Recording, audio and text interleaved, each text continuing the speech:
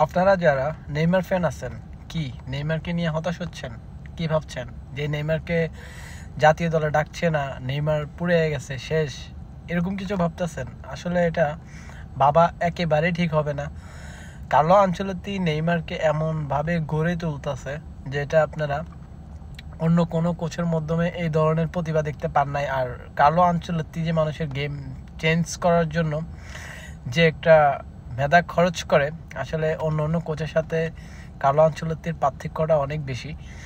কালকে যদি ফ্লুমিনেন্সের ম্যাচটা দেখতে পান আপনারা, সান্তোসের সাথে যে ম্যাচটা হয়েছে, কালকেও man of the match Neymar junior, যে পায়ের চোটের কারণে স্কোয়াড থেকে বাদ গেছে, এটা নিয়ে যারা ভাবছেন, আসলে ব্যাপারটা একেবারে এরকম না।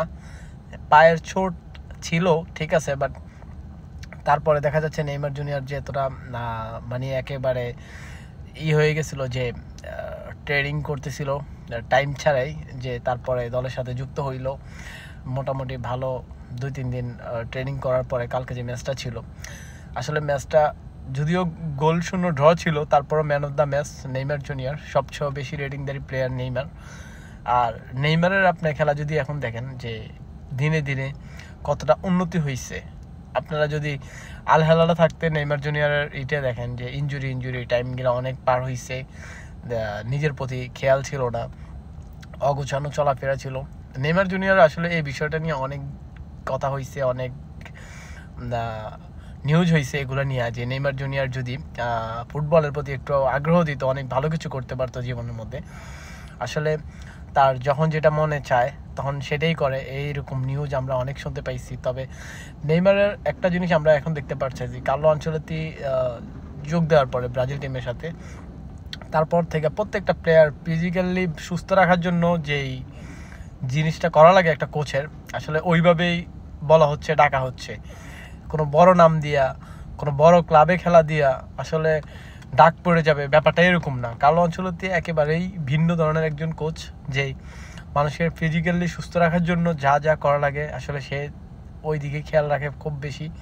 নেইমার জুনিয়রকে ডাকা হয় নাই, যোগাযোগ হয়েছে, এমনকি নেইমার জুনিয়র যতবারই আমরা দেখছি যে ইনজুরি হয়, ইনজুরি থেকে ফিরে এসে চমক হিসাবে মাঠে নামে।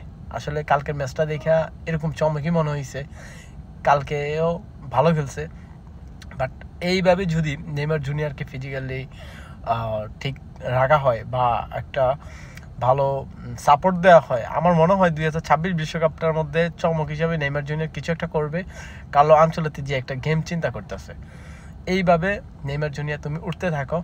জাতীয় দলে এখন ডাক পড়লো কিনা, কখন ডাক পড়লো কিনা, আসলে এখন নেইমার জুনিয়র জাতীয় দলে খেলাটা অনেক বেশি ইম্পর্টেন্ট না। আমাদের 2026 বিশ্বকাপের কোয়ালিফাই কমপ্লিট হয়েছে, সেই ক্ষেত্রে নেইমার জুনিয়র আবার দলের সাথে যুক্ত হবে ভালো কিছু। আসলে নেইমার জুনিয়রের ব্রাজিল টিমেরে বোঝানোর মতন, দেখানোর মতন কিছুই নাই, সব কিছু দেখানো হয়ে গেছে। এখন জাস্ট আমরা নেইমার জুনিয়র হাতে এই সোনালি ট্রফিটা দেখার জন্য আমরা এতটুকু স্যাক্রিফাইস করতেই পারি।